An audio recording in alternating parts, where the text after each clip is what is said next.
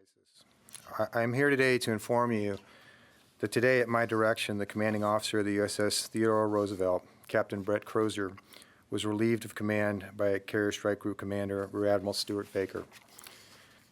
When the commanding officer of the USS Teddy Roosevelt decided to write his letter on the 30th of March, 2020, that outlined his concerns for his crew in the midst of the COVID-19 outbreak, the Department of the Navy had already mobilized significant resources for days in response to his previous requests.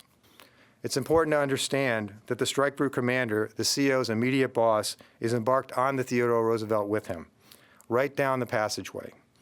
The letter was sent over non-secure, unclassified email, even though the ship possesses some of the most sophisticated communications and equipment in the fleet. And it wasn't just sent up the chain of command, it was sent and copied to a broad array of other people. It was sent outside of the chain of command.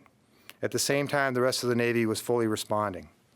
Worse, the captain's actions made his sailors, their families, and many in the public believe that his letter was the only reason help from our larger Navy family was forthcoming, which was hardly the case.